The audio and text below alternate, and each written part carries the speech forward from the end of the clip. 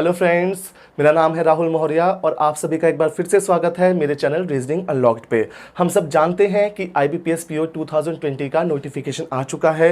आज की क्लास में हम कोई जनरल टॉपिक नहीं पढ़ेंगे जैसा कि हम जनरली हर क्लास में पढ़ते हैं। आज की क्लास रहेगी इसी एग्जाम से रिलेटेड पूरी की पूरी। आज की क्लास में मैं आपको सबसे पहले डिटेल में बताऊंगा कि नोटिफिकेशन में कौन सी चीज़ें हैं जिनकी तरफ आपको खास ध्यान देना है। एग्जामिनेशन पैटर्न डिस्कस करेंगे, हम सिलेक्शन प्रोसेस डिस्कस करेंगे डिटेल में अच्छे ढंग से, और मोस्ट इंपॉर्टेंटली मैं आज की क्लास में आपको बताऊंगा कि एक कंप्लीट स्टडी प्लान कैसे बनाना है, कौन सी सेक्शन कैसे करनी है, किस हिसाब से आपकी अप्रोच होनी चाहिए, एक प्रॉपर स्ट्रेटजी मैं आपके साथ शेयर करूंगा। देखो बच्चों, बहुत सारे स्टूडेंट्स ऐसे हैं, बहुत सारे कैंडिडेट्स ऐसे होते हैं जो हार्डवर्क बहुत करते हैं। हम सब जानते हैं कि हार्डवर्क हर एग्जाम में इंपॉर्टेंट है, बट ओनली हार्डवर्क से काम नहीं चलता। आपको एक इंटेलिजेंट स्ट्रेटजी अपनानी पड़ेगी, आपको एक डिटेल्ड प्लान करना पड़ेगा, आपको इंटेलिजेंट तरीके से चीज़ें सीखनी पड़ेंगी। आपको ये नहीं बस एक टॉपिक पढ़ा उसके क्वेश्चंस प्रैक्टिस करते जा रहे हैं, आपको पता होना चाहिए किस टॉपिक पे कितना टाइम देना है और कौन सी चीज़ कहाँ से पढ़नी है और किस तरीके से पढ़नी है।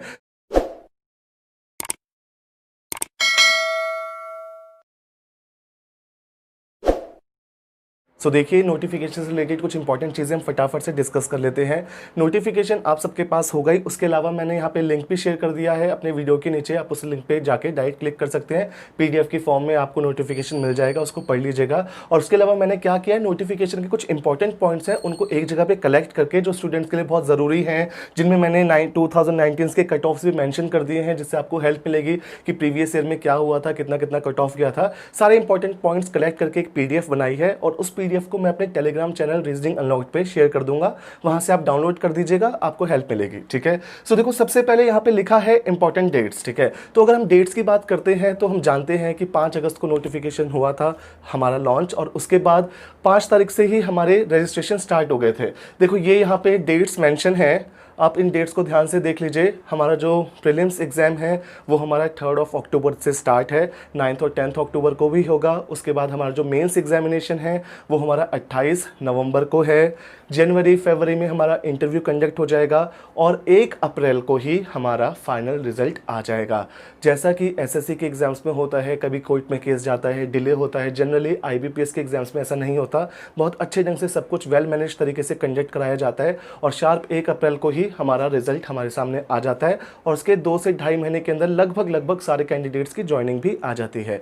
ये हो गई डेट से रिलेटेड चीज़ें। एक चीज़ का और ध्यान रखिएगा कि लास्ट डेट है 26 अगस्त, तो कोई भी स्टूडेंट लास्ट डेट तक का वेट मत कीजिएगा, क्योंकि जनरली क्या होता है, जैसे 26 अगस्त लास्ट डेट है तो 24 अगस्त के बाद ही सर्वर थोड़ा सा स्लो हो जाता है, कई बार नहीं भी होता, बट आप रिस्क मत लीजिएगा। आप 20 अगस्त से पहले ही अपना फॉर्म फिल कर दीजिए। जो भी सीरियस बच्चे उतना लेट करेंगे क्यों, ठीक है, उससे पहले आप फॉर्म फिल कर दीजिएगा। अगला पॉइंट देखो, अगला पॉइंट है हमारा एज। तो एज के बारे में मैं आपको बता दूं कि मिनिमम आपकी एज 20 होनी चाहिए और मैक्सिमम आपकी एज 30 होनी चाहिए फॉर ऑल जनरल कैंडिडेट्स। इसके लिए जो डेट डिसाइड की गई है वो की गई है 1 अगस्त 1990। अगर आप उससे पहले बॉर्न हैं और जनरल कैटेगरी में काउंट होते हैं तो आप एलिजिबल नहीं हैं। और अगर बात की जाए रिजर्वेशन की तो OBC कैंडिडेट्स को 3 इयर्स का रिजर्वेशन है और SC ST कैंडिडेट्स को 5 इयर्स का रिजर्वेशन है। नेक्स्ट पॉइंट देखिए, नेक्स्ट पॉइंट है क्वालिफिकेशन। अगर हम क्वालिफिकेशन की बात करें तो इस एग्जाम की बहुत अच्छी खास बात है कि आप सिर्फ प्लेन ग्रेजुएट होने चाहिए, फर्क नहीं पड़ता आपने BTech की है, 75% मार्क्स लाए हैं, आपने BA की है, BCom की है, BSc की है, कोई फर्क नहीं पड़ता। 55%, 65%, 75%, किसी चीज़ से फर्क नहीं पड़ता। सारे स्टूडेंट्स एलिजिबल हैं अगर वो ग्रेजुएट हैं। हाँ, एक चीज़ आप याद रखिएगा कि अगस्त 2020 तक आपका रिजल्ट आ गया होना चाहिए फाइनल एग्जाम का, तो ही आप कंसिडर किए जाएंगे, अदरवाइज नहीं किए जाएंगे। ठीक है, जितने भी प्लेन ग्रेजुएट स्टूडेंट्स हैं सारे एलिजिबल हैं। नेक्स्ट पॉइंट देखें, नेक्स्ट पॉइंट है हमारा एग्जामिनेशन पैटर्न। एग्जाम पैटर्न में हम जानते हैं कि 3 फेसेस में हमारा एग्जाम होगा। पहले प्रीलिम्स होगा, ये है हमारा प्रीलिम्स का फॉर्मेट। प्रीलिम्स में आप जानते हैं कि हमें 3 सेक्शंस मिलती हैं, रीजनिंग, मैथ्स और इंग्लिश की। रीजनिंग के हमारे पास 35 क्वेश्चंस होते हैं जिनके लिए 20 मिनट्स का टाइम दिया जाता है। मैथ्स के लिए भी 35 क्वेश्चंस होते हैं और 20 मिनट्स का टाइम दिया जाता है। इंग्लिश के 30 क्वेश्चंस होते हैं और उसके लिए भी 20 मिनट्स का टाइम दिया जाता है। इस दौरान ये जो 20 मिनट्स का टाइम है ये पर्टिकुलर एक सेक्शन के लिए है, इस बीच आप जंप नहीं कर सकते एक सेक्शन पे दूसरी सेक्शन के लिए। पहले क्या होता होता था कि 100 क्वेश्चंस होते थे, जैसे यहाँ पे 100 क्वेश्चंस हैं और 1 घंटे का कॉम्पोजिट टाइम मिलता था। फिर आपकी चॉइस होती थी कि किस सेक्शन को कितने मिनट्स देने हैं। बट ये पैटर्न चेंज हो गया है, इस पैटर्न के बारे में हम डिस्कस करके कोई फ़ायदा नहीं है। फिलहाल जो पैटर्न है वो ये है, ठीक है, इसको ध्यान से देख लीजिए। डिस्कशन हम लास्ट में करेंगे। यहाँ पे मैंने आपको बताया है, यहाँ पे जो डिटेल डिस्कशन है कि प्रीलिम्स के लिए कैसे पढ़ाई करें, मेंस के लिए कैसे पढ़ाई करें और उसके अलावा इंटरव्यू के लिए क्या क्या चीज़ें तैयार करें, वो हम लास्ट में डिस्कस करेंगे। अभी हम सिर्फ पैटर्न डिस्कस कर रहे हैं। सो प्रीलिम्स के बाद होता है मेंस। ये है हमारा मेंस का पैटर्न। मेंस में हम जानते हैं कि उसमें 4 सेक्शंस हैं। जो रीजनिंग की सेक्शन है उसके साथ कंप्यूटर एप्टीट्यूड को मिक्स किया गया है, बट कंप्यूटर के बहुत कम क्वेश्चंस आते हैं। टोटल 45 क्वेश्चंस में यहाँ पे मेंशन है। कंप्यूटर के हार्डली 2 से 3 क्वेश्चन आते हैं, हद दोगे तो 4 क्वेश्चन, 4 वैसे नहीं आते, मैक्सिमम 3 ही आते हैं, ठीक है। और उसके लिए आपको 1 घंटे का टाइम मिला है। उसके बाद देखो जो यहाँ पे जनरल अवेयरनेस है या फिर बैंकिंग अवेयरनेस, इकोनॉमी है, उसमें आपको टोटल 40 क्वेश्चन मिलते हैं। इंग्लिश और मैथ्स में आपको 35 क्वेश्चन होते हैं ईच सेक्शन में। उसके बाद आपको डिस्क्रिप्टिव देना होता है बैक टू बैक। 3 घंटे का पेपर दोगे आप ऑब्जेक्टिव, जिसमें टोटल 155 क्वेश्चंस होंगे और आपका दिमाग बिल्कुल थका होगा कैलकुलेशन करके, बट आपको उसी थके दिमाग से डिस्क्रिप्टिव पेपर देना पड़ेगा। वो भी ऑनलाइन होगा, 25 मार्क्स का। उसमें सिर्फ 2 क्वेश्चन होंगे, एक लेटर राइटिंग होगी और एक ऐसे होगा। सो बहुत बड़ा नहीं लिखना होता, उसके बारे में भी हम अभी डिस्कस कर लेंगे। जो थर्ड पार्ट होता है वो होता है हमारा इंटरव्यू, और इंटरव्यू की जो वेटेज है वो है हमारी 100 मार्क्स की, ठीक। इसके बाद देखो मैं फटाफट से बता देता हूँ कि कितने हमारे बैंक्स हैं जो इसमें पार्टिसिपेट कर रहे हैं। सो ये है उन बैंक्स की लिस्ट। अगर आप ध्यान दोगे तो यू विल सी कि टोटल 11 ही बैंक्स हैं जो फिलहाल पार्टिसिपेट कर रहे हैं। जैसा कि हम जानते हैं कि पिछले साल अगस्त में 10 बैंक्स को मर्ज करके सिर्फ 4 बैंक्स बना दिया गया था। उससे पहले बैंक ऑफ बड़ौदा में मर्ज किए गए थे कुछ बैंक्स। सो फटाफट से मैं उनकी थोड़ी सी डिटेल्स बता देता हूँ आपको, वो आपके एग्जाम के पॉइंट ऑफ व्यू से भी इंपॉर्टेंट है और इन जनरल भी वो जानकारी आपको रहेगी तो अच्छा है आपके लिए। सो ये है उन बैंक्स की लिस्ट जो मर्ज हुए हैं बिल्कुल रिसेंटली। मैं आपको बताना चाहूँगा कि 2017 के स्टार्टिंग तक पब्लिक सेक्टर बैंक्स जो हैं इंडिया में वो 27 हुआ करते थे, जैसे कि एसबीआई और उसके अलावा 5 एसोसिएट बैंक्स हुआ करते थे एसबीआई के, जैसे हैदराबाद हो गया, स्टेट बैंक ऑफ मैसूर हो गया।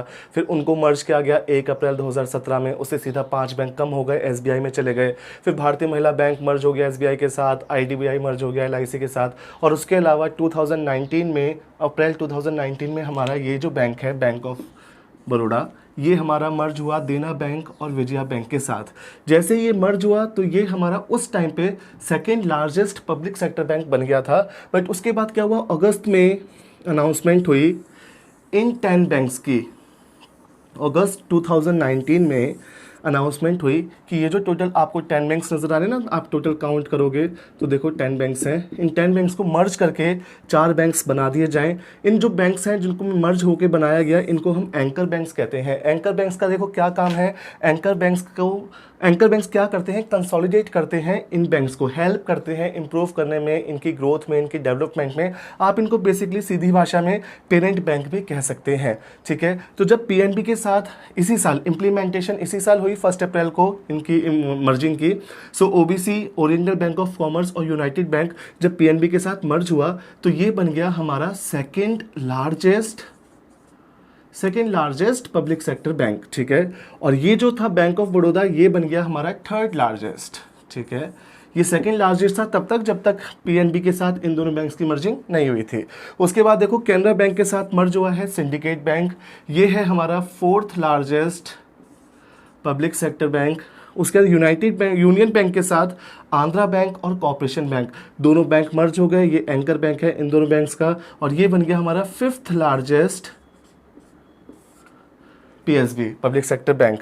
और जो इंडियन बैंक है इसके साथ मर्ज हो गया हमारा इलाहाबाद बैंक, और ये है हमारा 7th largest public sector bank. So आप अगर देखेंगे तो टोटल पार्टिसिपेटिंग बैंक्स इस बार सिर्फ 11 हैं। अब यही जो है, जैसे इन दोनों बैंक्स की अपनी वैकेंसीज कभी नहीं आएंगी, bank of Baroda he decide करेगा इनकी वैकेंसीज, इनकी नहीं आएंगी, पीएनबी ही डिसाइड करेगा। तो यहाँ पे, और देखो यहाँ पे मैं आपको टोटल फिलहाल बता दूँ कि वैकेंसीज कितनी है। वैकेंसीज हैं 1167, ठीक है। सो ये हैं डिफरेंट बैंक्स की वैकेंसीज। आप एक बार इस पिक को ध्यान से देख लीजिए, इनमें जहाँ पर भी NR लिखा है उसका मतलब है नॉट रिपोर्टेड। उन्होंने रिपोर्ट नहीं की है कि कितनी वैकेंसीज़ हैं, बट मोस्ट प्रोबेबली उनमें वैकेंसीज आएंगी। बट जहाँ पे ज़ीरो लिखा है ना, वो कंफर्म ज़ीरो है। जैसे बैंक ऑफ बड़ौदा देखो, उसमें ज़ीरो मेंशन है, so it means bank of Baroda में इस बार कोई वैकेंसी नहीं है। ठीक है, सो ये लिस्ट थी, और उसके अलावा मैंने आपको मर्जिंग के बारे में ठीक ठाक डिटेल्स बता दी हैं, ये इंपॉर्टेंट है। सो आगे देखो, एग्जाम पैटर्न डिस्कस हो गया, मैंने आपको बता दिया वैकेंसीज कितनी है, कौन से बैंक्स मर्ज हुए, सारी डिटेल्स शेयर कर दी। अब देखो आगे है हमारा नेगेटिव मार्किंग। तो नेगेटिव मार्किंग के लिए मैं जल्दी से बता दूं कि हर क्वेश्चन में 1/4 नेगेटिव मार्किंग है, चाहे वो प्रीलिम्स का है, चाहे वो मेंस का है, किसी भी चीज का है। अगर 1 नंबर का क्वेश्चन है उसे गलत करते हैं तो आपका 1.25 मार्क डिडक्ट होंगे। ठीक है, आगे है selection process. Selection process important है, फटाफट से सुनो। हमारा 3 फेज में एग्जाम है। फर्स्ट फेज हो गया हमारा प्रीलिम्स, सेकंड फेज हो गया हमारा मेंस, और थर्ड फेज हो गया हमारा इंटरव्यू। ठीक है, ये हो गया प्री, ये हो गया मेंस, और ये हो गया हमारा इंटरव्यू। प्रीमियम जानते थे, ठीक है, जब मैं डिस्कस करूंगा डिटेल स्टडी प्लान तब मैं फिर से आपको बताऊंगा इसके बारे में। फिलहाल हम जानते थे कि इसमें हमारे पास 100 क्वेश्चंस होते थे जिनकी वेटेज थी 100 मार्क्स की। ठीक है, तो ये जो है ये हमारा क्वालिफाइंग नेचर का है, इसको हमें सिर्फ क्वालिफाई करना है, क्योंकि इसके मार्क्स नहीं जुड़ते फाइनल मेरिट बनते टाइम। यहाँ पर आपको क्या करना है, हर एक सेक्शन में इंडिविजुअली पास होना है, और उसके अलावा जो फाइनल टोटल होता है उसमें भी आपको ऊपर आना है, और उसके हिसाब से ही फिर आपको आगे प्रोसीड किया जाएगा, मेंस के लिए भेजा जाएगा। तो यहाँ पे जब आप मेंस में आएंगे तो आपका जो मेंस है वो हम जानते थे कि ऑब्जेक्टिव क्वेश्चन थे 155 क्वेश्चंस, जिनके लिए आपको टाइम मिलता था 3 आवर्स का। और उसके बाद हमारा एक डिस्क्रिप्टिव एग्जाम होता है जिसकी वेटेज थी 25 मार्क्स की, और उसके लिए आपको वक्त मिलता था हाफ एन आवर का। ठीक है, सो यहाँ पे टोटल वेटेज हो गई हमारी 225 मार्क्स किसकी, मेंस की। अगर आप इसमें सारे सेक्शंस में इंडिविजुअली क्वालिफाई करते हैं और कट ऑफ क्लियर करते हैं, और जो फाइनल होगा उस फाइनल कट ऑफ को भी क्लियर करते हैं, तो आपको बुलाया जाएगा इंटरव्यू के लिए। इंटरव्यू में ये होते हैं आपके 100 मार्क्स का इंटरव्यू। ठीक है, इसमें मिनिमम आपको 40 नंबर लाने ही पड़ेंगे, 40% मार्क्स लाने ही पड़ेंगे अगर आप जनरल कैटेगरी के कैंडिडेट हैं, और 35% मार्क्स लाने ही पड़ेंगे अगर आप ओबीसी या SC ST किसी भी कैटेगरी के कैंडिडेट हैं। ठीक है, तो मैं आपको यहाँ पे बताना चाहूंगा एक इंपॉर्टेंट चीज कि अगर आप मेंस क्वालिफाई करते हैं, सो ऐसा कभी नहीं हो सकता कि आपके इंटरव्यू में 40% मार्क्स भी ना आए, क्योंकि जो स्टूडेंट 40% मार्क्स नहीं ला सकता उसका मेंस ही क्वालिफाई नहीं होता। सो इनकी जो वेटेज है वो है, इसके लगते हैं 80% मार्क्स। 80% मतलब इनका जो रेशियो है आप ऐसे समझें, ये है 80:20 के रेशियो में। ठीक है, 80 में काउंट होंगे इसके जितने भी मार्क्स आपके आएंगे, और इंटरव्यू काउंट होंगे 20 की वेटेज से। फॉर एग्जांपल यहाँ पे अगर आप एग्जैक्ट हाफ मार्क्स लेके आए, ठीक है, मेरिट आई आपका हो गया, आप इंटरव्यू के लिए क्वालिफाई हो गए, और सपोज आपके मार्क्स हैं इसमें यहाँ पे 112.5, तो 112.5 225 का एग्जैक्ट हाफ है। इसका मतलब यहाँ पे आपके मार्क्स कितने कंसिडर हुए, ये कंसिडर हुए 40, एग्जैक्ट हाफ। 50% मार्क्स थे तो 80 का 50% 40, और सपोज इंटरव्यू में आप 50 मार्क्स लेके आए हैं 100 में से, सो यहाँ पे आपके इंटरव्यू में कितने कंसिडर हुए, 10। इनको जोड़ा तो आपके टोटल मार्क्स आए हैं आउट ऑफ 100 फाइनल मेरिट में 50। ठीक है, सो इस तरीके से कैलकुलेशन होती है। सो अगर हम बात करें कट ऑफ्स की, सो जो प्रीलिम्स है उसका जो कट ऑफ है वो है ये, इस पिक को ध्यान से देखें। आप अगर देखेंगे तो जनरल कैटेगरी और ओबीसी का कट ऑफ सेम है, 59 पॉइंट समथिंग, अराउंड 60 के पास। सो मैं आपको बताना चाहूँगा कि प्रीलिम्स में 60 मार्क्स लाने बहुत इजी भी नहीं है और बहुत मुश्किल भी नहीं है। अगर कोई स्टूडेंट सोचता है कि 15-20 दिन पहले ही पढ़ाई स्टार्ट करके वो 60 मार्क्स ला के क्वालिफाई कर लेगा प्रीलिम्स, तो ये बहुत बड़ी गलतफहमी है उस बच्चे की। कम से कम 40 to 50 डेज़ की तो अच्छी पढ़ाई करनी पड़ेगी, प्रैक्टिस सेट्स लगाने पड़ेंगे, बहुत सारे मॉक टेस्ट देने पड़ेंगे स्पीड मेंटेन करने के पर्पज़ से, तो ये आपके इतने मार्क्स आते हैं। अच्छी बात यह है कि आप इसमें 90 मार्क्स लेके आओ या 61 मार्क्स लेके आओ, फर्क नहीं पड़ता, सिर्फ क्वालिफाइंग नेचर का है, क्वालिफाई करना है। अब हम बात करते हैं मेंस के कट ऑफ्स की। सो ये जो है ये है मेंस का सेक्शन वाइज कट ऑफ। अगर आप ध्यान देंगे तो यू विल सी कि section wise cut off clear करना ज़्यादा मुश्किल नहीं है। 1 घंटे में रीजनिंग का जो कट ऑफ गया है अप्रॉक्सीमेटली 8 के पास, डेफिनेटली इतने मार्क्स आप ले आएंगे। तो कभी भी आप मेंस में सेक्शनल कट ऑफ्स को लेकर ज़्यादा चिंतित ना हो। जितना टाइम मिलता है, अगर आपने थोड़ी सी भी मेहनत की है तो sectional cut off definitely clear होगा। और आपको जो कट ऑफ क्लियर करना है वो है टोटल कट ऑफ जो 225 में से आपका आता है। सो अगर हम टोटल कट ऑफ की बात करते हैं तो ये है आपका मेंस का टोटल कट ऑफ।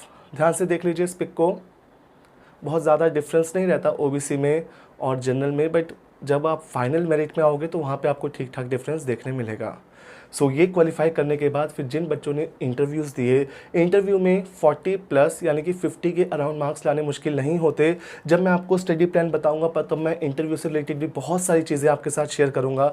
आप 50 टू 60 मार्क्स डेफिनेटली इंटरव्यू में लेके आ सकते हैं। अगर 60 मार्क्स लाएंगे तो आपके 20 में से 12 मार्क्स एड ऑन हो जाएंगे, जो कि बहुत अच्छे मार्क्स हैं इंटरव्यू के पॉइंट ऑफ व्यू से। सो ये जो है ये फाइनल लिस्ट है आपकी इंटरव्यू होने के बाद। अगर आप यहाँ पे ध्यान देंगे तो जो मैक्सिमम है 100 में से वो जनरल का है 60 के पास, और जो ओबीसी हैं वो है अराउंड 50 के पास। और अगर आप मिनिमम कैंडिडेट देखेंगे, मिनिमम मार्क्स देखेंगे, वो मिनिमम मार्क्स हैं लास्ट कैंडिडेट जो सिलेक्ट हुआ है उसके, तो वो कम है। इसका रीज़न ये है बच्चों की जो मेंस का पेपर होता है वो ज़्यादा मार्क्स लाने के पर्पज़ से बनाया ही नहीं गया है। उसमें इतनी ज़्यादा कैलकुलेशन होती है कि आप चाह के भी उसमें ज़्यादा स्कोर नहीं कर सकते। आपको बस देखना है कि कम टाइम में या फिर कम टाइम में कितने ज़्यादा क्वेश्चंस कर सकते हैं, किस तरीके से आप जितने भी क्वेश्चंस करेंगे उन्हें ठीक करना है। एक्यूरेसी की बहुत ज़्यादा इंपॉर्टेंस है यहाँ पे। सो ये हो गया हमारा पूरा डिस्कशन कंप्लीट हमारे एग्ज़ाम से रिलेटेड। अब बारी है डिटेल स्टडी प्लान की। सो बच्चों मैं आपको बताना चाहूँगा कि डिटेल स्टडी प्लान मुझे ना बहुत अच्छे ढंग से शेयर करना है आपके साथ 1 बाय 1 कि प्रीलिम्स में आपकी क्या अप्रोच होनी चाहिए, रीजनिंग में क्या करना है। मैं ओनली रीजनिंग के लिए गाइड नहीं करने वाला आपको, मैं मैथ्स और इंग्लिश के लिए भी बहुत अच्छे ढंग से थॉरली आपको गाइड करने वाला हूँ। सो प्रीलिम्स के बारे में बताऊँगा, रीजनिंग कैसे करनी है, इंग्लिश कैसे करनी है, मैथ्स कैसे करना है। उसके बाद मेंस के बारे में बताऊंगा, चारों सेक्शन के बारे में डिटेल में। और उसके बाद ये भी बताऊंगा कि इंटरव्यू के लिए कैसे प्लान करना है, कितने कितने मॉक टेस्ट देने हैं, कैसे कैसे एसेज पढ़ने हैं, हर चीज़। सो जो आज का वीडियो है, अगर आज के वीडियो में मैं बताऊंगा तो ये बहुत ज़्यादा लेंथी हो जाएगा, जल्दबाजी में बताऊंगा तो मज़ा नहीं आएगा आप लोगों को। सो एक काम करते हैं, आज का वीडियो हम यहीं पर एंड करते हैं। इसके बाद मैं बहुत जल्दी इसका सेकंड पार्ट यानी कि इसका दूसरा वीडियो अपलोड करूंगा कल तक या फिर मैक्सिमम परसों तक, जिसमें मैं आपको हर चीज़ बहुत ज़्यादा डिटेल में पढ़ाऊंगा। हर एक चीज़ बताऊंगा आपको कि कौन से क्वेश्चंस करने हैं, कैसे करने हैं, कौन से क्वेश्चंस छोड़ने हैं, किस हिसाब से आपकी अप्रोच होनी चाहिए। वो वीडियो डेफिनेटली आपको अच्छा लगेगा। आज बहुत ज़्यादा लंबा ना हो जाए, स्टूडेंट इंटरेस्ट लूज़ ना कर दें, इसलिए मैंने सोचा कि आज की क्लास को यहीं एंड करते हैं। सो बहुत जल्दी आपसे मुलाकात होगी फिर से, तब तक के लिए थैंक यू।